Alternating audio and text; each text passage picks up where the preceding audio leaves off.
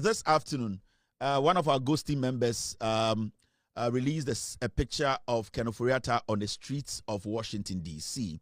And it's quite interesting that the OSP, he knows where Ofori Atta is. For some reason, I don't really trust the OSP that much. I see him to be somebody who is using his office to protect potential criminals. And when the OSP gets to know that somebody is going to be arrested, somebody has committed a bigger crime, the office of Abia Yoko, and I said the CID office will be going in for the person. What the special prosecutor does, and they say he uses his office to shield those people by saying, I've arrested this person. And what he does, and say, oh yes, sir, the state security agencies are all not able to go in. And for some time now, must study the tactics of the special prosecutor. And he has been protecting potential criminals.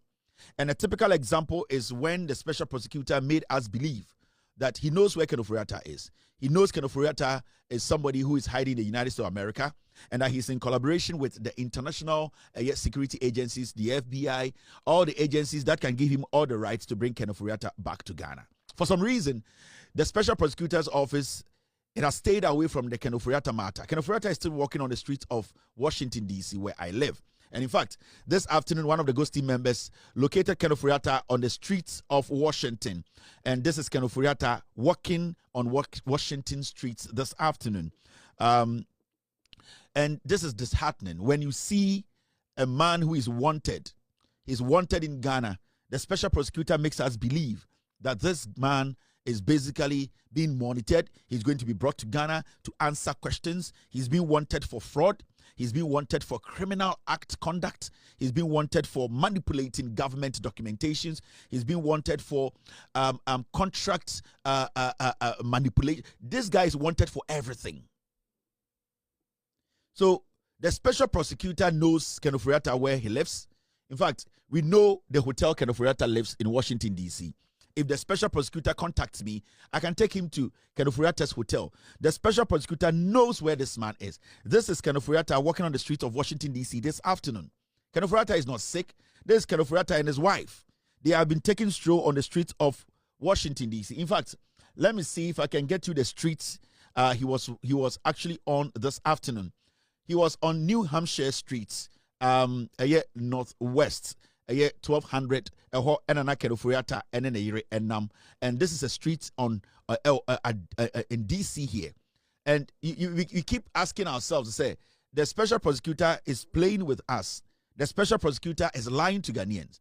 The special prosecutor deliberately is using his office to protect criminals who are supposed to come home, who are supposed to be brought back home to face the law. All that he does, the strategy the special prosecutor does is, we so be chrono, now also protecting the pana, no I go in, or say, I have open investigations, I have arrested this person, I have detained the person for a day, and then they will protect the person. A typical example is like Paul Ademotri. The special prosecutor knows Paul Ademotri is guilty of some crimes, corruption-related issues. But what he did was that he will bring Paul Ademotri in, arrest him, and then the file will be kept at the special prosecutor's office. All that he does is, because he does not want the Attorney General to come in, he does not want Iyoko to come in, he does not want CID office to come in, what he does specifically or strategically, what he does is he goes in and says, I have an arrest warrant on this person and Machino. The special prosecutor is the person protecting corrupt criminals in Ghana. And we all need to come to that realization, say, until the special prosecutor is questioned, his competence is questioned. The special prosecutor is working in Ghana like an Arabian king. He's enjoying everything. He has 2 offices. He's making a lot of money. He's paid. The amount of money that is pushed into his office is a lot. But this guy is not showing any work. And all that he's doing is he's lying to us by issuing fake arrests. When he brings criminals in, he uses that as a protective cover for criminals. So the other security agencies cannot go after such criminals. As we speak today, Ofori Atta is walking on the streets of Washington, D.C. That is Ofori Atta and his wife. So nobody should trust the OSP. For Ubusamia, media, the trust I had in that guy is gone. The OSP is a liar to me. because we have given him enough room, enough time for him to prove himself. The OSP is protecting criminals in Ghana.